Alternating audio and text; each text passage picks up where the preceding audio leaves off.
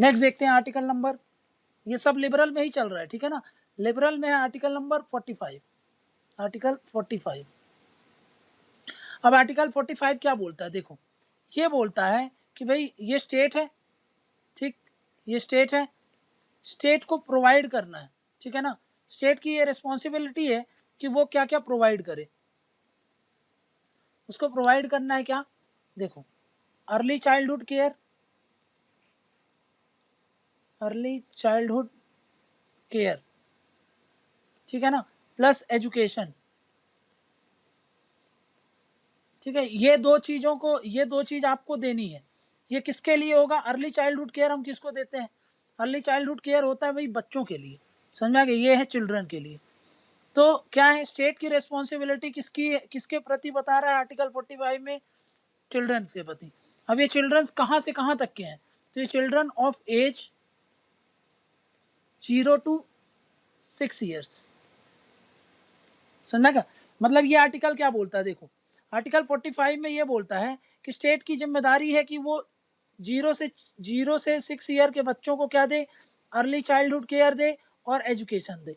Early childhood care मतलब क्या होता है, जब बच्चे, देखो 0 से 6 साल के जो बच्चे होते हैं उनका हेल्थ अच्छा सा बना रहे, उनको प्रॉपर न्यूट्रिशन दिया जाए ताकि उनका मेंटल ग्रोथ हो, ताकि उनका फिजिकल ग्रोथ हो, समझा क्या ना। तो हम इससे क्या होगा, हम जो ये जो वैक्सीनेशन होता है, वैक्सीनेशन प्रोग्राम चला सके, ये सब हम कैसे करते हैं, वैक्सीनेशन के प्रोग्राम के तहत ये सब हम कैसे करते हैं, इम्यूनाइजेशन प्रोग्राम करते हैं, है ना। वैक्सीनेशन के थ्रू इम्यूनाइजेशन, इम्यून सिस्टम उनका डेवलप करते हैं ताकि वो रेजिस्ट करें एक्सटर्नल एनवायरनमेंट में। उसी के साथ साथ हम क्या करते हैं, उनको तैयार किया जाता है। यहाँ पर एजुकेशन लिखा है, तो यहाँ पर एजुकेशन किसकी बात कर रहे हैं, ये एजुकेशन हम बात करते हैं एट प्रेजेंट, उसको बोला जाता है non formal education. Non formal education, non formal education क्यों, ताकि वो तैयार हों, to prepare them for future formal education, ताकि जब ये फ्यूचर में फॉर्मल एजुकेशन रिसीव करने जाए तो उस लायक वो प्रिपेयर हो जाए, मेंटली भी फिजिकली भी, समझ में आ गया। जैसे कि यहाँ पर आंगनवाड़ी का नाम सुना है, एक प्रोग्राम है इसको लॉन्च करने के लिए, ICDS, integrated child development scheme. अभी इंटीग्रेटेड चाइल्ड डेवलपमेंट स्कीम क्या है कि 0 से 6 साल के बच्चों को क्या क्या देता है, ये 0 से 6 साल के बच्चों के लिए एक आंगनवाड़ी सुविधा है। मतलब इसमें आप जाओ, आपको जो भी खाने का चीज होता है ना, जो भी आपको मतलब हेल्थ से रिलेटेड, फूड सिक्योरिटी से रिलेटेड, यहाँ से हम फूड सिक्योर भी कर रहे हैं, ठीक है ना। हम यहाँ से क्या कर रहे हैं, फूड सिक्योर कर रहे हैं, ठीक। इसमें क्या बोल रहे हैं हम, 0 से 6 साल बच्चों को हम क्या देते हैं, हम न्यूट्रिएंट्स रिच फूड सप्लाई होती है उनको, समझा क्या। हॉट कुक्ड मील भी देते हैं भाई, उनको जो भी ज़रूरत चाहिए वो सब देते हैं। लेकिन इसमें सिर्फ हम ICDS में 0 से 6 साल के बच्चों को कवर नहीं करते, इसमें जो लैक्टेटिंग वुमेन होती है, लैक्टेटिंग वुमेन, ठीक है ना, ठीक है ना, उनको भी हम ये सारी चीज़ें देते हैं। लैक्टेटिंग वुमेन का मतलब क्या होता है, जब वो बच्चे वाली एज में रहते हैं ना, प्रेगनेंसी से लेकर के जब आपका मतलब जब उनका स्तनपान किया जाता है, तो उस फेस में जो होती है वो लैक्टेटिंग वुमेन हो गई। तो उनको भी ज़रूरत, जो भी फैसिलिटीज़ ज़रूरत होती है वो सब का प्रोवाइड किया जाता है ICDS के तहत। तो भाई स्टेट को ये बोला गया था कि उसको क्या करना है, अर्ली चाइल्डहुड केयर देना है। तो आंगनवाड़ी के थ्रू उसको, आंगनवाड़ी में बच्चों, छोटे छोटे बच्चे जाते हैं वहाँ पर, उनको खिचड़ी वगैरह, दलिया वगैरह, ठीक है। इसके साथ साथ मिल्क के बहुत सारे मिल्क के प्रोडक्ट्स, ये सब उनको टाइम टू टाइम दिया जाता है ताकि उनका हेल्थ अच्छा बना रहे, न्यूट्रिशन की प्रॉब्लम ना हो, माल न्यूट्रिशन एड्रेस कर सकें। यहाँ पे सब लिख लो ये सब क्यों करते हैं, ये माल न्यूट्रिशन की प्रॉब्लम को एड्रेस करना, समझा गया ना। हंगर की प्रॉब्लम को एड्रेस करना, इसके साथ साथ फूड सिक्योर करना, वैक्सीनेशन देना, इम्यूनाइजेशन देना, ताकि उनका मेंटल और फिजिकल ग्रोथ हो। इसके साथ साथ हम उसको क्या करते हैं, एजुकेशन सिस्टम प्रोवाइड करते हैं। एजुकेशन सिस्टम मतलब कौन सा, नॉन फॉर्मल एजुकेशन। लेकिन याद रखना अभी जो नेशनल ड्राफ्ट एजुकेशन पॉलिसी आई है उसने ये बोला है कि हमको ये जो डिफरेंस करते हैं ना नॉन फॉर्मल और फॉर्मल एजुकेशन, मतलब 6 साल से पहले के बच्चों को जो एजुकेशन दिया जाता है उसको नॉन फॉर्मल समझते हैं, और 6 साल से जो KG1 KG2 KG यहाँ से जो पढ़ते हैं उनको क्या बोल देते हैं हम, फॉर्मल एजुकेशन, जो हम स्कूल जा करके लेते हैं। समझा क्या? तो ड्राफ्ट एजुकेशन पॉलिसी ने बोला है कि ऐसा कोई क्लासिफिकेशन नहीं होना चाहिए। ये जो इसको अभी हम नॉन फॉर्मल बोल रहे हैं इसको भी हम फॉर्मल ही ट्रीट करें, क्योंकि अगर फॉर्मल ट्रीट करेंगे तो उस हिसाब से हम उस पर काम करेंगे तो और बेटर तरीके से हम इस पूरी सिस्टम को इंटीग्रेट कर सकते हैं। समझ में गया ना? तो आर्टिकल 45 क्या बोलता है, तो याद रखना कि भाई चिल्ड्रन है 0 से 6 साल के लिए उसको क्या करना है, अर्ली चाइल्डहुड केयर देना है और एजुकेशन देना है। समझ में आ गई बात? बोलो यहां तक क्लियर है? अब जो यहां पर मैं आपको बताता हूं, यहां पर जो आर्टिकल 45 में अभी लिखा है, आर्टिकल 45 में अभी क्या लिखा है, एट प्रेजेंट कहां से डील करता है, एट प्रेजेंट ये डील करता है 0 से 6 ईयर्स के लिए, है ना, 0 से 6 ईयर्स को डील कर रहा है ना ये। लेकिन अर्लियर ये ऐसा नहीं था, अर्लियर ये कहां से डील करता था, अर्लियर ये 6 से 14 साल के बच्चों से डील करता, dealt with children of 6 to 14 years के लिए। समझा क्या? मतलब क्या बोला था, देखो पहले यहां पर क्या लिखा था कि भाई स्टेट को काम करना चाहिए काहे से, चिल्ड्रन के लिए, चिल्ड्रन के लिए। समझा क्या? काहे से रिलेटेड, 6 to 14 ईयर से रिलेटेड, काहे को लेकर के, एजुकेशन को लेकर के। समझा क्या? ये लिखा था पहले। समझा क्या? इनिशियली। तो अब क्या किया गया, जब 86 कॉन्स्टिट्यूशनल अमेंडमेंट आया, देखो 86 कॉन्स्टिट्यूशनल अमेंडमेंट एक्ट आया, ठीक है ना। 86 कॉन्स्टिट्यूशनल अमेंडमेंट एक्ट ने क्या किया, जो पहले यहां पर ये वाली बात लिखी थी उसको चेंज कर दिया। समझ में क्या ना? पहले मैंने बताया ना कि पहले ये 0 से 6 ईयर्स नहीं लिखा था, ये तो बाद में आया है। 86 में क्या किया, 86 कॉन्स्टिट्यूशनल अमेंडमेंट एक्ट आता है आपका 2002 में, इसने क्या किया, इसने देखो चेंज कर दिया, इसने 3 चीजों में अमेंडमेंट ला दिया। पहला अमेंडमेंट लाया उसने फंडामेंटल राइट्स में, समझ में गया। दूसरा अमेंडमेंट लाया उसने DPSPs में, और तीसरा अमेंडमेंट लाया उसने फंडामेंटल ड्यूटीज में। समझ में आ रहा ना? क्या अमेंडमेंट ला दिया, देखो यहां पर फंडामेंटल राइट में जो पहले आर्टिकल 45 में लिखा था क्या कि भाई 6 से 14 साल के बच्चों के लिए एजुकेशन की व्यवस्था करनी चाहिए, जितनी भी स्टेट की कैपेसिटी है, उसको क्या कर दिया, इंप्लीमेंट कर दिया। तो उसको बोल दिया राइट टू एजुकेशन, है ना, राइट टू एजुकेशन। तो यहां पर फंडामेंटल राइट में आर्टिकल ऐड कर दिया, समझेगा ना, एडेड न्यू आर्टिकल, इसमें क्या कर दिया, नया आर्टिकल जोड़ दिया। कौन सा, आर्टिकल 21A। समझ में? अब वो काहे से डील करता है, 21A बोलता है कि भाई हम स्टेट को 6 से 14 साल के बच्चों को फ्री एंड कंपलसरी एजुकेशन देना पड़ेगा, free and compulsory education. In fact ये जो अभी इसमें आया है ना फंडामेंटल राइट में आर्टिकल 21 में, यही चीज पहले कहाँ लिखी थी, 45 में लिखी थी। समझा क्या? 45 में पहले 0 से 6 साल के बच्चों के लिए नहीं था, पहले 6 से 14 साल के बच्चों के लिए था, फ्री एंड कंपलसरी एजुकेशन की व्यवस्था प्रोवाइड करे। कौन बोलता है, ये बोलता है हमारा आर्टिकल, पहले 45 ये बोल रहा था, उसको अब इन्होंने क्या कर दिया, उसने क्या कर दिया कि भाई उसने अब इसको फंडामेंटल राइट दे दिया, मतलब आर्टिकल 21 कर दिया, मतलब राइट उसको फंडामेंटल राइट प्रोवाइड कर दिया और 21 में लिखवा दिया। तो DPSP को हमने क्या कर दिया, कन्वर्ट कर दिया काहे में, आर्टिकल 21 में। कौन सा DPSP, जो 45 में लिखा था। तो भाई 6 से 14 साल के लिए तो कर दिया ना, अब 6 से 14 साल के लिए कर दिया। अब देखो यहाँ पे एक बात समझना, ये तो बच्चों के राइट के लिए बोल दिया, लेकिन एक फंडामेंटल ड्यूटीज में भी जो ड्यूटी नंबर 11 थी उसको क्या कर दिया, ऐड किया गया। क्यों ऐड किया गया, इसको इफेक्ट देने के लिए। समझ गया ना, टू गिव इफेक्ट। क्या यहाँ पे क्या लिखवा दिया कि देखो भाई आर्टिकल 20 के तहत हम राइट टू एजुकेशन तो दे रहे हैं, लेकिन ये पेरेंट्स की जिम्मेदारी होगी। यहां पर ड्यूटी ऑफ पेरेंट बोला, ड्यूटी ऑफ पेरेंट्स क्या कि भाई जो 6 से 14 साल के बच्चे हैं ना उनको आपको स्कूल भेजना है। समझ में आ गया ना? तो ये ड्यूटी यहां पर ऐड कर दी। यहाँ पे क्या बोल दिया, कौन सा, ये कौन सा है, इसमें क्या कर दिया, इसमें भी आर्टिकल एडेड, आर्टिकल नहीं बोलेंगे हम, इसको क्या बोलेंगे, ड्यूटी एडेड। समझ में आ गया? कौन सी, 11th फंडामेंटल ड्यूटीज, ये भी क्या किया, ऐड किया गया। समझ में आ गया ना? यहाँ पर भी ऐड किया गया है, कीवर्ड याद रखना, यहाँ पर भी क्या किया गया, ऐड करा गया। फंडामेंटल ड्यूटीज एक ऐड कर दी, क्या बोल दी कि जो ये ड्यूटी होगी काहे के लिए, किसकी ड्यूटी की बात करता है, पेरेंट्स की ड्यूटी की बात करता है, समझा क्या।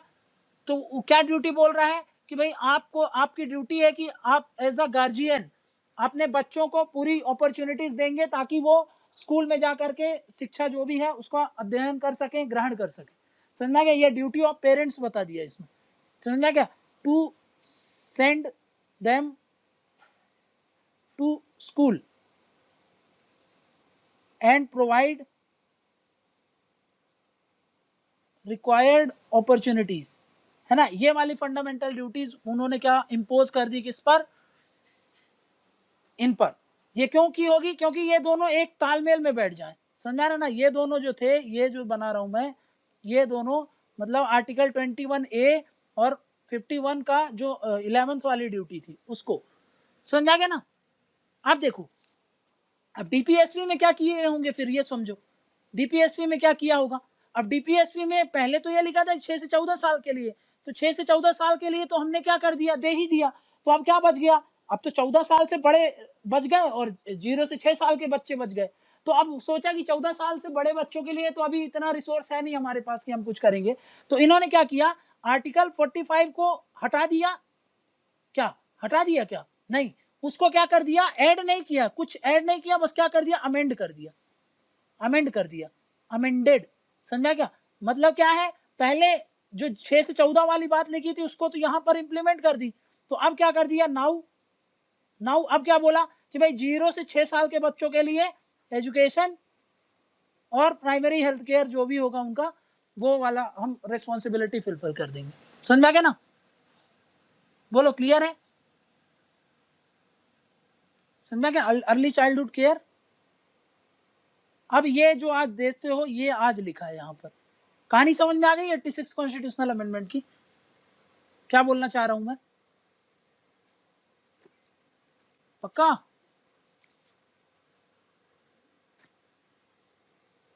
ठीक है,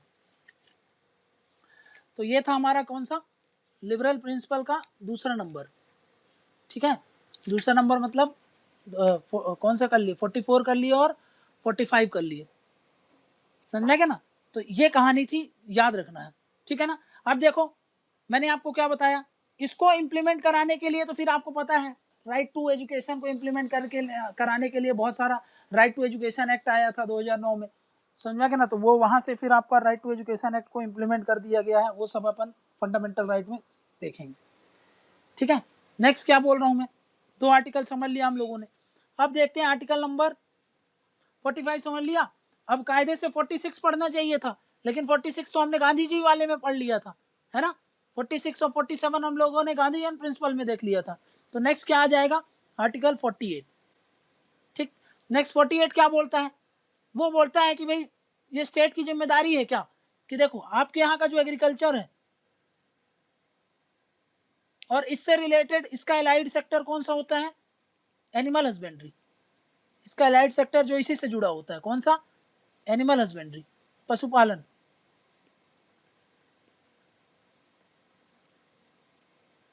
हमारे देश का ये क्या है, ये हमारे देश का बैकबोन है, तो इन दोनों को क्या करना है आपको, इन दोनों को स्ट्रेंथन करना है, जितना ज़्यादा से ज़्यादा स्ट्रेंथन कर सको आप, इन दोनों को स्ट्रेंथन करना है, क्योंकि मेजॉरिटी ऑफ द पॉपुलेशन, उनका एम्प्लॉयमेंट, घरेलू जो उनका घरेलू काम काज चलता है वो इन्हीं के इर्द गिर्द रहता है, समझा क्या, क्योंकि हमारे देश की पॉपुलेशन उस समय देखो more than at that time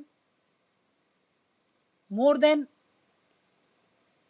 70% population काहे पर डिपेंड करती थी, इन दो सेक्टर पर, मतलब ये एग्रीकल्चर और एलाइड सेक्टर पर काम कर रही थी, तो उस समय ये सरकार की स्टेट की रिस्पॉन्सिबिलिटी बताई, समझा क्या ना, स्टेट रिस्पॉन्सिबिलिटी बताई, स्टेट की ये रिस्पॉन्सिबिलिटी होगी जो आपके पास रिसोर्सेस हैं उनके आधार पर, जितनी भी आपकी कैपेसिटी है उनके आधार पर आप इनको क्या करोगे, स्ट्रेंथन करोगे, और जब ये आप स्ट्रेंथन करोगे तो समझ में आ गया, आपको क्या करना है, जो भी मॉडर्न प्रैक्टिसेस हैं, मॉडर्न प्रैक्टिसेस, समझा क्या, प्लस जो भी साइंटिफिक प्रैक्टिसेस हैं,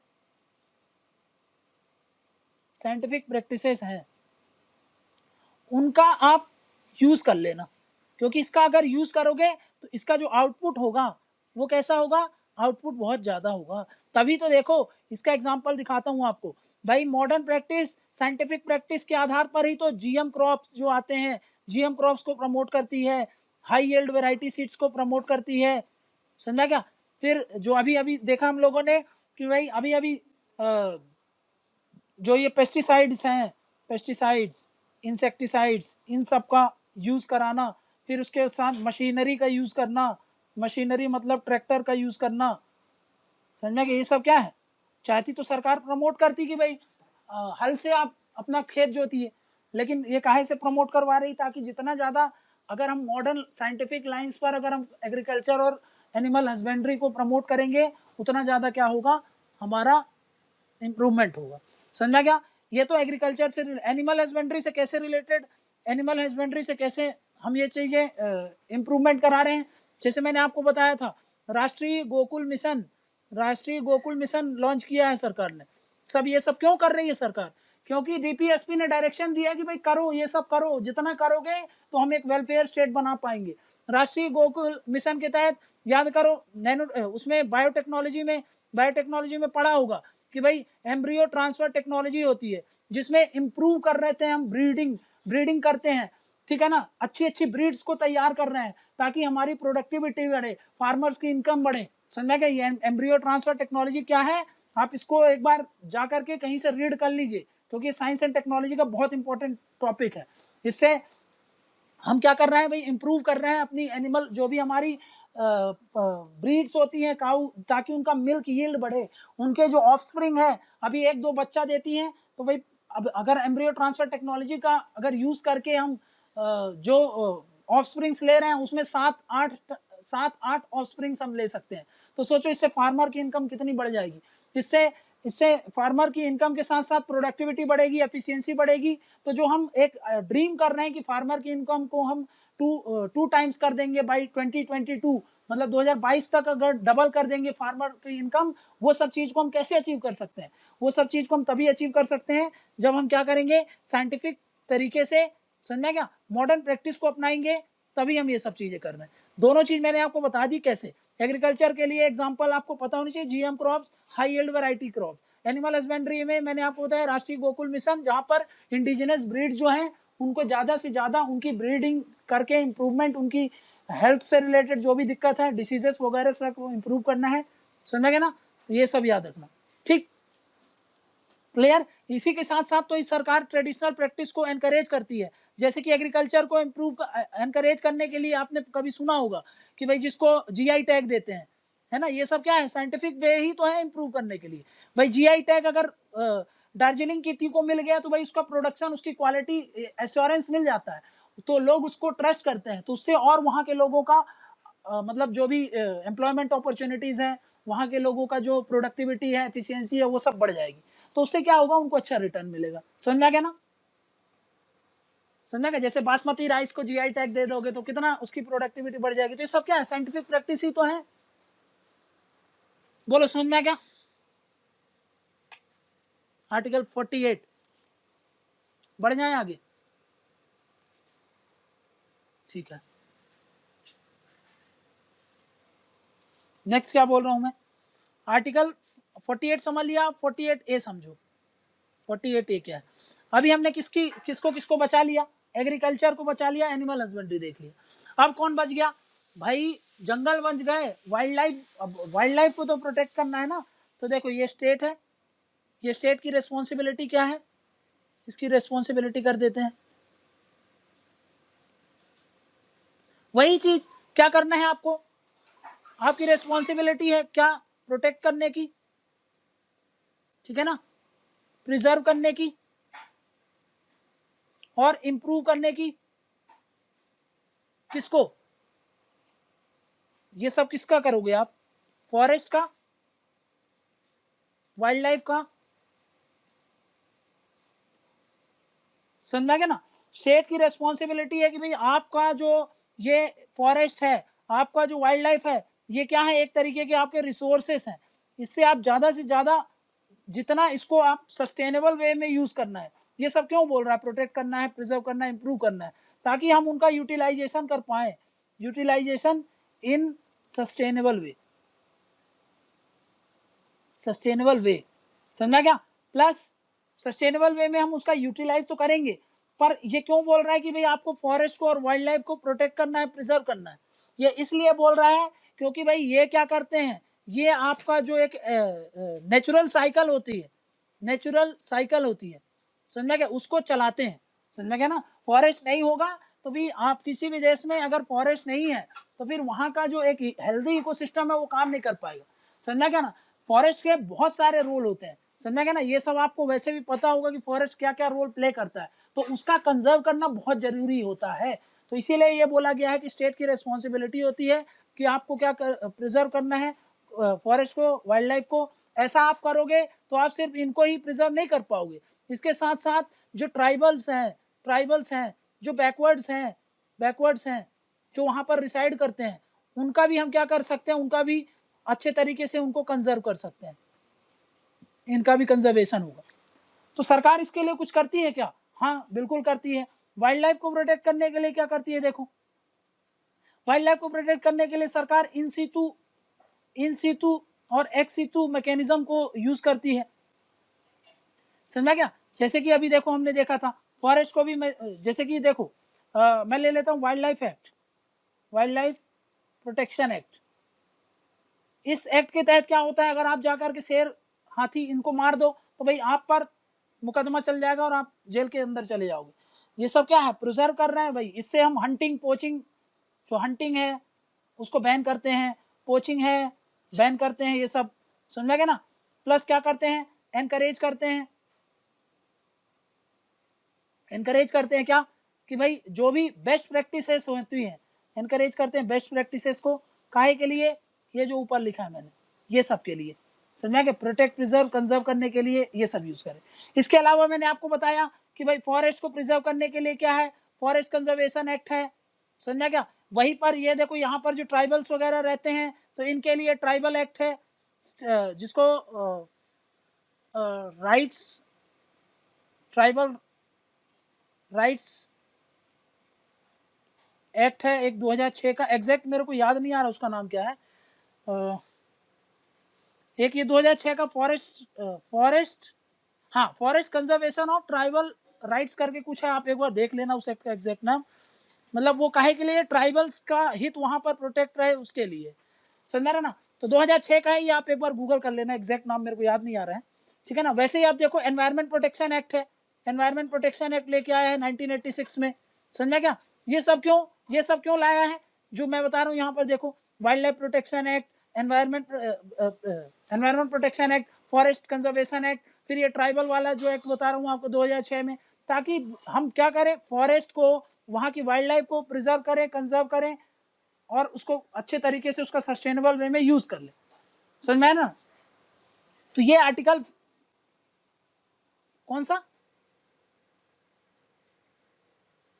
नहीं नहीं नहीं, उनको ये अलाउ रहता है, जैसे कि देखो जंगल के अंदर कायदे से किसी को रहने का अलाउ नहीं रहता, बट ट्राइबल्स को कुछ एकड़ जमीन, 4 एकड़, आपको बता दे रहा हूँ, 4 एकड़ की जमीन दे दी जाती है, उसमें आप एग्रीकल्चरल प्रैक्टिस कर सकते हो। ऐसा क्यों किया गया है? क्योंकि अगर आप उनको लैंड नहीं दोगे तो वो फिर स्लैश एंड बर्न, वो जो झूमिंग कल्टीवेशन है ना, वो सब परफॉर्म करते हैं, तो फिर दिक्कत हो जाती है। और कई बार क्या होता है, फॉरेस्ट के जो ऑफिशियल्स होते हैं, मान लो कि उनको लकड़ी एक जगह से दूसरी जगह ले जानी है, तो ये सब के लिए उनको वर्क चाहिए, वर्कफोर्स चाहिए भाई, लेबर चाहिए, वो सब कहाँ मिलेगा? वो सब यहाँ से ले लेते हैं, वो लोग इन्हीं को यूज करते हैं, ट्राइबल जो यहाँ पे रहते हैं। प्लस वहां पर देखो मैनेज करना ज्यादा डिफिकल्ट हो जाएगा फॉरेस्ट के लिए। क्यों? जो फॉरेस्ट ऑफिशियल्स होते हैं, क्यों डिफिकल्ट हो जाता है? वो इसलिए डिफिकल्ट हो जाता है क्योंकि भाई उनको वहां के लोकल एरियाज का ज्यादा नॉलेज नहीं होता। तो वो अगर ट्राइबल्स वहां पर रह रहे हैं, पहली बात वो ज्यादा उनको बता दिया जाता है हंटिंग कैसे करना है। जैसे कि देखो वाइल्ड लाइफ प्रोटेक्शन एक्ट में भी टाइगर की हंटिंग नहीं कर सकते आप, जो इसमें शेड्यूल्ड होते हैं कि शेड्यूल्ड 1 एनिमल, शेड्यूल्ड 2 एनिमल, कुछ को अलाउड रहता है कि जैसे कि भाई जंगली सुअर हैं, जंगली कुत्ते हैं, इनको आप हंट कर सकते हो। मतलब जो भी शेड्यूल में है उनको ये ट्राइबल्स को अलाउ कर देंगे। कुछ सस्टेनेबल प्रैक्टिस को अलाउ कर देते हैं, नहीं तो क्या होता है रिस्ट्रिक्शन रखते हैं, पर फिर भी उनको अलाउ कर देते हैं कि आप यहाँ पर रहिए, क्योंकि भाई वो ट्राइबल से ज्यादा अच्छे से मैनेज कोई नहीं कर सकता जंगल को, समझ में आ रहा ना? तो इसलिए उनको कुछ अधिकार दे करके उनको वहां पर अलाउ कर देते हैं। रही बात हंटिंग की, तो जो शेड्यूल्ड 1, शेड्यूल्ड 2 एनिमल है, ये तो किसी को अलाउ नहीं होता, समझ में आ गया ना? कोई भी हो वो व्यक्ति। लेकिन मान लो कि छोटे जैसे चूहे हैं वहां पर, तो उनका आप हंट कर सकते हो, समझा क्या ना। तो वो डिपेंड करता है शेड्यूल्ड एनिमल कहाँ पे किस कैटेगरी में आता है, उसके हिसाब से हंटिंग वो कर सकते हैं, समझा गई बात। ठीक है, अब देखो इधर पे ये जो मैंने बताया ये सब क्यों किया जाता है, समझ गया ना। भाई यही आर्टिकल है जिसके तहत सरकार को पावर मिलती है। कभी भी आप देखना कि भाई जैसे कि भाई अभी देखा आपने कि भाई सरकार कोई भी एनवायरनमेंट को रेगुलेट करती है, वाइल्ड लाइफ को रेगुलेट करती है, तो उसके तहत उनको पावर कहाँ से मिल रही है, क्योंकि डीपीएसपी ये बोल रहा है सरकार को कि भाई आपको क्या करना है, कंजर्व करना है, आप इसके लिए नेसेसरी स्टेप्स लीजिए।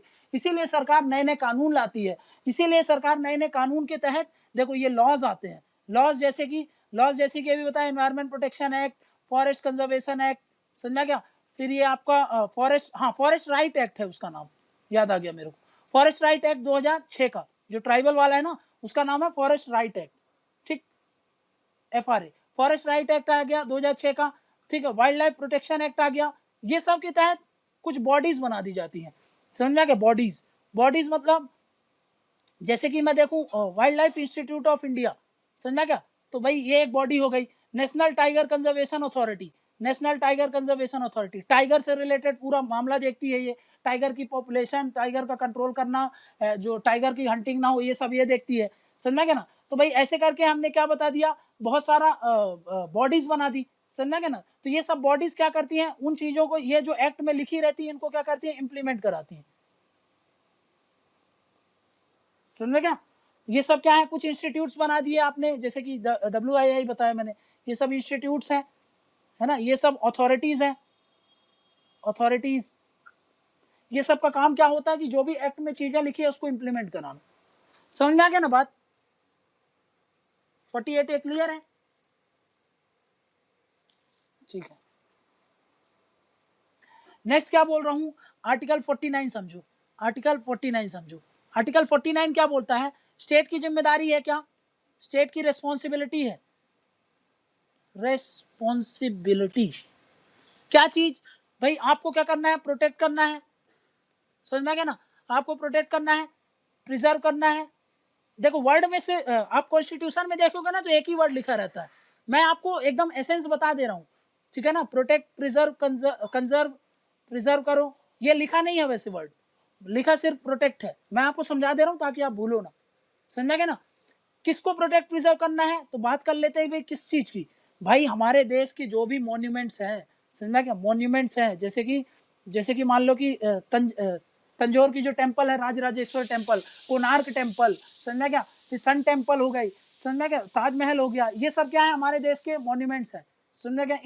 इन सब को क्या करना है आपको, ये हमारे देश की हेरिटेज है, हमारे देश की कल्चर को दिखाती है, इसलिए इनको क्या करना है आपको, प्रिजर्व करना है, ठीक है ना। मॉन्यूमेंट्स कुछ प्लेसेस हैं, जैसे सांची एक जगह है, मॉन्यूमेंट जरूर है, पर पूरी की पूरी सिटी को, पूरी की पूरी जगह को हम क्या करते हैं, बहुत पवित्र मानते हैं, समझा क्या। तो उनको आपको बढ़ावा देना है, ठीक है ना। उसके साथ साथ क्या बोल रहा हूं मैं कि भाई जैसे कि कुछ हिस्टोरिक चीजें होती हैं, आर्टिस्टिक वर्क होता है, समझा क्या, आर्टिस्टिक वर्क्स जैसे कि पेंटिंग वगैरह, एग्जाम्पल पेंटिंग, स्कल्पचर करते हैं, जो मूर्ति कला जो होती है, समझ में गया ना, ठीक है ना। ये सब चीजों को क्या करना है आपको, प्रिजर्व करना है। लेकिन आप ऐसे में तो बहुत सी चीजें हैं भाई, हर एक गली के मोहल्ले में कुछ ना कुछ आर्ट होता है, कुछ ना कुछ होता है, लेकिन किसको बोल रहा है, वो जो नेशनल इंपॉर्टेंट के होते हैं, समझना क्या ना, और नेशनल इंपॉर्टेंस, समझना क्या, जो पूरे देश के इंटरेस्ट में, पूरे देश के हित में होते हैं, उन मॉन्यूमेंट्स को, उन प्लेसेस को, उन जो भी वो आर्टिस्टिक वर्क्स हैं, पेंटिंग है, स्कल्पचर है, उनको क्या करना है आपको, प्रमोट करना है, प्रिजर्व करना है, समझा क्या, प्रोटेक्ट करना है, ये स्पेस की रिस्पॉन्सिबिलिटी है। क्यों भाई, क्योंकि वो क्या है, they are heritage of our culture, हमारे कल्चर का है, वो दिखाता है हमारे कल्चर को, हमारी हिस्ट्री को ओरिजिन को बताता है, समझ में क्या, हमारा पास्ट बताता है, समझ में क्या ना, हमारे पास्ट को दिखाता है वो। इसलिए ये स्टेट पे रिस्पॉन्सिबिलिटी रखी गई है कि भाई आपको ये सारी चीजें करनी है।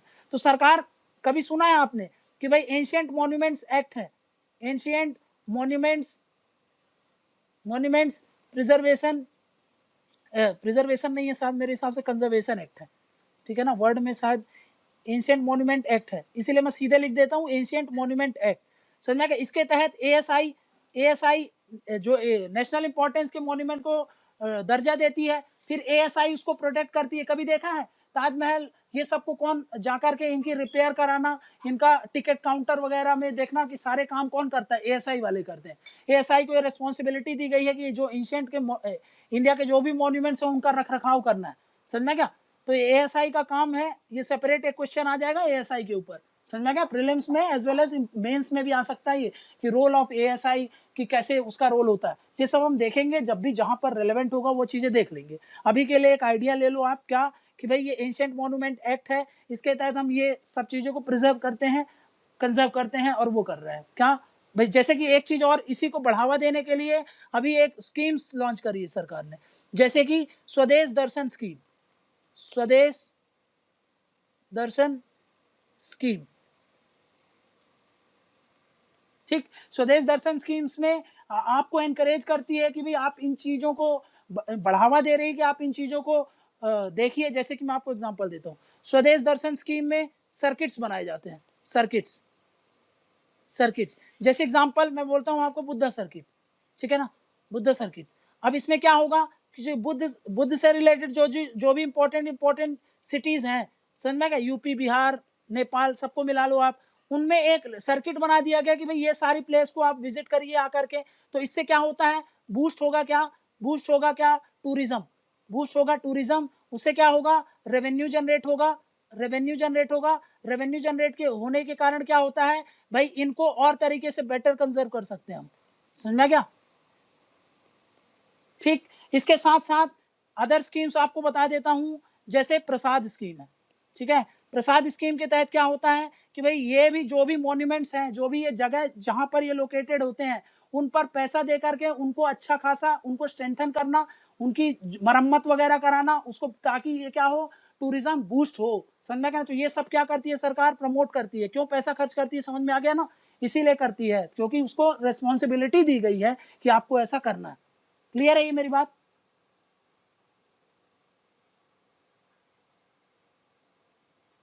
बोलो समझ में आ गया? तो नेक्स्ट बढ़ते हैं, आर्टिकल नंबर 50।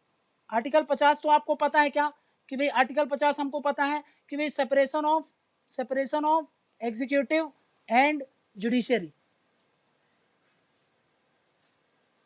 ठीक है।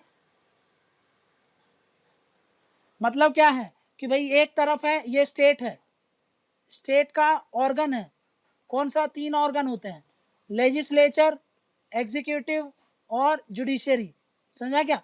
देखो ये दोनों तो हार्मनी में काम करते हैं, ये दोनों वर्क्स इन हार्मनी। तो ये दोनों तो एक कल को एक हो गए तो फिर एक ही रहते हैं, हो क्या गए। तो बट फिर भी ये बोल रहा है कि भाई आप जो एग्जीक्यूटिव के काम होते हैं, जुडिशियरी के काम होगा, उन दोनों के बीच में एक लक्ष्मण रेखा होगी। समझ में क्या? इसी को बोलते हैं हम क्या, इन दोनों का जो पावर है वो सेपरेशन है, सेपरेशन। तो हमने जो भी पढ़ा था ना सेपरेशन ऑफ पावर वाला चैप्टर, तो सेपरेशन ऑफ पावर आर्टिकल 50 से हमारे कॉन्स्टिट्यूशन में क्लियरली कट बोल के रखा है कि भाई एग्जीक्यूटिव और जुडिशियरी अपने अपने डोमेन में काम करेंगे, एक दूसरे में इंटरफेरेंस नहीं करेंगे। तो यहाँ पर principle of separation of power जो था, principle of separation of power, उसको इंप्लीमेंट करता है आर्टिकल 50। समझ में आ गया ना?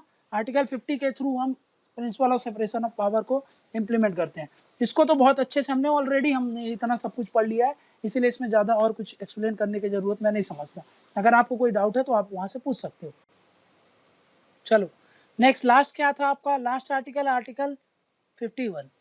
आर्टिकल 51 क्या बोलता है कि भाई ये हमारा स्टेट है, ठीक है ना, इस स्टेट को क्या करना है भाई, आपको प्रमोट करना है। क्या आपको प्रमोट करना है भाई? जो भी इंटरनेशनल पीस होते हैं, जो भी इंटरनेशनल पीस और सिक्योरिटी से रिलेटेड जो भी इंटरनेशनल ऑर्गेनाइजेशन करती हैं, जो भी इंटरनेशनल लॉज हैं उनका रेस्पेक्ट करना है। उनकी ट्रीटीज को आपने अगर रेटिफाई करती है तो आप रेटिफाई अगर कर दिया है तो आप उस पर ऑब्लिगेशन शो करो। समझना क्या ना भाई, आपको एनकरेज करना है क्या, जो भी आपका जो डिस्प्यूट है ना उसको हम आर्बिट्ररी रूप से सेटलमेंट ना करें, मतलब आर्बिट्ररी मतलब अपने जबरदस्ती से सेटलमेंट ना करें, मतलब जो इंटरनेशनल आर्बिट्रेशन होते हैं उसके तहत हम ये सारे डिस्प्यूट्स को सेटलमेंट करा पाए। इन सब चीज़ों को आपको प्रमोट करना है। मतलब क्या क्या प्रमोट करने की बात करता है जैसे कि international arbitration, international arbitration, arbitration सबका एग्जांपल देकर के अभी आपको समझा दे रहा हूँ। इंटरनेशनल आर्बिट्रेशन को प्रमोट करने की बात करता है। International peace, international peace and security, ठीक है, ठीक है। एक दूसरे का नेशंस जो होते हैं, नेशंस का जो नेशन के जो भी एक देश मतलब एक कंट्री और दूसरी कंट्री के बीच में जो भी रिलेशन होते हैं ना, इनके रिलेशंस को क्या करना है, रिस्पेक्ट देना है आपको। समझा गया कि भाई रिस्पेक्ट देना आपको नेशंस के रिलेशंस को। फिर मैं क्या बोल रहा हूँ, इंटरनेशनल लॉज जो होते हैं, इंटरनेशनल लॉज जैसे WTO हो गया, ये क्या है एक तरीके का WTO एग्रीमेंट आपने साइन किया तो वो एक उसमें से ट्रिप्स ट्रिम्स सब क्या है, ये सब इंटरनेशनल लॉज हो गए, उनको रेस्पेक्ट करना है आपको। समझ में क्या, इंटरनेशनल लॉज को आपको प्रमोट करना है। फिर जो ट्रीटीज होती हैं, इंटरनेशनल ट्रीटीज, जैसे कि देखो एक चीज आपको बता, मॉन्ट्रियल प्रोटोकॉल ये सब हमने साइन किया है, समझ में क्या ना, पेरिस ट्रीटी साइन की है, तो इन सब को क्या करना है आपको, इन सब के लिए काम करना है। क्योंकि भाई ये सब जो डिसीजन लिए जाते हैं इससे पूरे दुनिया का भला होता है। क्योंकि हम क्या बोलते हैं, हम अपने आप को किसी से अलग नहीं समझते हैं। हमारा क्या है, वसुधैव कुटुंबकम, मतलब क्या होता है, हम इस फिलॉसफी में चल रहे हैं, वसुधैव कुटुंबकम के फिलॉसफी में। मतलब कि क्या है कि पूरी दुनिया एक फैमिली की तरह हम ट्रीट करते हैं, पूरी दुनिया को हम अपनी ही फैमिली का पार्ट मान के चलते हैं। इसलिए जो इंडिया की आइडियोलॉजी है, इंडिया का कल्चर है, वो कभी भी देखना एक्सपांसनिस्ट नहीं था, इंपीरियलिस्ट नहीं था।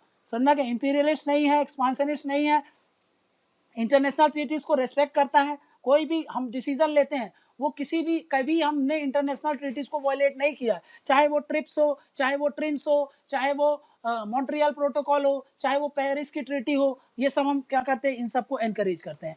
इसी से हमने क्या समझा कि इंटरनेशनल लॉज को हम क्या करते हैं, रेस्पेक्ट करते हैं। जैसे यूएन क्लॉज है, यूएन क्लॉज है जो बोलता है कि भाई ये आपका अगर वो है, आपकी बाउंड्री है तो इससे 200 नॉटिकल माइल तक आपके ये अधिकार होते हैं, इसके बाद आपके कम अधिकार हो जाएंगे, इसके बाद आपके अधिकार ही नहीं रह जाएंगे। तो हम इन सब लॉज का रेस्पेक्ट करते हैं। समझा क्या, हमने जो भी इंटरनेशनल प्रोटोकॉल साइन करते हैं, इंटरनेशनल कन्वेंशन साइन करते हैं, जैसे कि UNFCCC, फिर UNCBD, ठीक है ना, United nation convention on conservation of biodiversity, CBD की बात कर रहा हूँ। समझे, UNFCCC मतलब United nation conservation on climate change, ठीक है ना। ये सब चीज़ों का जो भी हमने इनको साइन किया है, उनको हम रेस्पेक्ट करते हैं, उनको हम इम्प्लीमेंट कराते हैं, उन्हीं से हमारे लॉज, उन्हीं से ही हार्मनी में चलते हैं। ऐसा हम कभी नहीं करते कि भाई इनके अगेंस्ट कोई चीज़ करें, क्योंकि हम इंटरनेशनल कम्युनिटी को रेस्पेक्ट करते हैं, हम उसको अपनी फैमिली का पार्ट मान के चलते हैं। इसीलिए समझना क्या, हम देखो अपने IR की पॉलिसी, IR आप पढ़ते हो, हम कितना इंपॉर्टेंस देते हैं, हम अपने रिलेशंस कितने ज़्यादा से ज़्यादा कंट्री से इंप्रूव करने का कोशिश करते हैं। ऐसा क्यों, क्योंकि आर्टिकल 50 हमको डायरेक्ट कर दे रहा है, आर्टिकल 51 हमको बोल रहा है कि आप ऐसा करिए, क्योंकि आप ऐसा करोगे तो फ्रेंडली रिलेशन होंगे। फ्रेंडली रिलेशन में जैसे आपने पढ़ा है लुक ईस्ट पॉलिसी, समझ में क्या, फिर एक्ट ईस्ट पॉलिसी, फिर सेंट्रल, वही हमारा अप्रोच होता है, सेंट्रल एशिया से कुछ अलग अप्रोच होता है, हमारा अप्रोच वेस्ट एशिया से अलग है। समझना क्या, ये सब क्यों है, क्योंकि हमको अपने नेशनल इंटरेस्ट में सारी चीज़ें करनी है। समझना क्या, क्योंकि इससे अगर नेशनल इंटरेस्ट में करेंगे तो हमारे देश का फायदा होगा ना, हमारे देश का वेलफेयर होगा, इसीलिए ऐसा किया जाता है। फिर क्या बोल रहा है, इंटरनेशनल पीस एंड सिक्योरिटी को प्रमोट करेंगे। भाई इसीलिए तो देखो, जैसे कि अभी मैंने बताता हूँ आपको, यूनाइटेड नेशन का एक कन्वेंशन ऑन टेररिज्म है, टेररिज्म वो इंडिया लेके आ रहा है, प्रमोट कर रहा है ना कि भाई टेररिज्म, ये सब चीज़ें को बोल रहा है कि ये एक्टिविटीज़ टेररिस्ट एक्टिविटीज़ होती है। आप वेस्टर्न कंट्रीज क्या करती हैं, डिफ्रेंशिएट करती हैं, गुड टेररिज्म, बैड टेररिज्म। हमारा इंडिया क्या बोलता है, गुड बैड कुछ नहीं होता, टेररिज्म तो टेररिज्म है ना। ऐसा क्या होता है कि भाई अच्छा टेररिज्म है, ये गंदा टेररिज्म है। टेररिज्म का मतलब ही होता है कि भाई आप वो वैसे ही नेगेटिव टर्म है, तो आप उसको कैसे पॉजिटिव वे में ले रहे हो। तो वही बोल रहे हैं, इंडिया क्या कर रहा है इससे, भाई पीस को प्रमोट करता है, इंटरनेशनल सिक्योरिटी को प्रमोट करता है। जैसे कि FATF, financial action task force, इसने बहुत सारा क्या होता है, जैसे आपने पढ़ा होगा कभी कि ब्लैक लिस्ट होता है, ग्रे लिस्ट होता है उसमें डाल देते हैं। इससे इंटरनेशनल कम्युनिटी को प्रेशराइज किया जाता है कि भाई पीस एंड सिक्योरिटी में आप काम करो, समझ में आ गया ना। तो उन सब में कोलैबोरेशन करना है ना, उसको प्रमोट करना, ये सब क्या करता है, स्टेट की रेस्पॉन्सिबिलिटी बताई थी, तभी तो ऐसा कर रहा है। इंटरनेशनल आर्बिट्रेशन से कोई भी डिस्प्यूट सेटलमेंट को करना, मतलब क्या होता है, जैसे कि डब्ल्यूटीओ का अगर मान लो कोई दिक्कत होती है तो हम डब्ल्यूटीओ के डिस्प्यूट सेटलमेंट बॉडीज के पास जाते हैं, डीएसबी के पास, वो जो डिसीजन देती है वो हम समझते हैं, समझना क्या। International court of justice UN का जो बोलता है वो भी क्या है, एक तरीके का इंटरनेशनल आर्बिट्रेशन ही है ना। वहां पर जाके आप अपना पक्ष रखो, थर्ड पर्सन को, वो भी इंटरनेशनली सारे दोनों का इंटरेस्ट सुन करके न्यूट्रल वे में डिसीजन लेता है, तो क्या हो गया, ये सब क्या कहलाते हैं, इंटरनेशनल आर्बिट्रेशन ही तो हो रहा है। प्लस जो देखा होगा अभी international court of arbitration, ICA जिसको बोलते हैं, इंटरनेशनल कोर्ट ऑफ आर्बिट्रेशन, ये भी क्या है, ये आर्बिट्रेटर है। आर्बिट्रेटर का मतलब मैंने आपको बताया था जब मैंने आपको जुडिशियरी पढ़ाया था कि भाई आर्बिट्रेटर का मतलब क्या होता है कि पक्ष सुनता है फिर अपना डिसीजन देता है। ऐसे इंटरनेशनल देखो, ये इंटरनेशनल कोर्ट ऑफ आर्बिट्रेटर अलग है, इंटरनेशनल कोर्ट ऑफ जस्टिस अलग है, डिस्प्यूट सेटलमेंट बॉडी अलग है, बट ये सब क्या है, एक तरीके का इंटरनेशनल आर्बिट्रेशन की तरह काम कर रहे हैं, समझना क्या। तो हम इनको रेस्पेक्ट देते हैं, ये जो भी डिसीजन देते हैं हम उनको फॉलो करने का कोशिश करते हैं, समझना क्या, जितना हमसे हो पाता है हम उतना करते हैं, अनटिल अनलेस वो हमारे नेशनल इंटरेस्ट से कन्फ्लिक्ट ना करे, तो हम सारी चीज़ों को रेस्पेक्ट करते हैं, सारी चीज़ों को बढ़ावा देते हैं। यही हमारे देश की ब्यूटी है, समझना कि यही स्टेट को, क्योंकि हमारा कॉन्स्टिट्यूशन ऐसा बनाया ही गया है, हमारे कॉन्स्टिट्यूशन ने ऐसा डायरेक्ट करता है, वो एक तरीके के मोरल ऑब्लिगेशन डालता है किस पर, स्टेट पर, कि भाई आपको ऐसा ऐसा एक्ट करना है।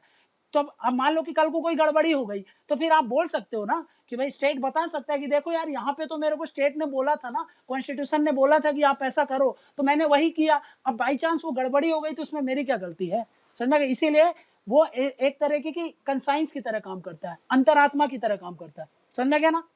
तो यहाँ पर हमारा जो ये वाला प्रिंसिपल था, लिबरल इंटेलेक्चुअल प्रिंसिपल, ये भी हमने कर लिया। अब जो नेक्स्ट है हमारा सोशलिस्ट प्रिंसिपल है, वो अपन नेक्स्ट लेक्चर में देखेंगे, ठीक है।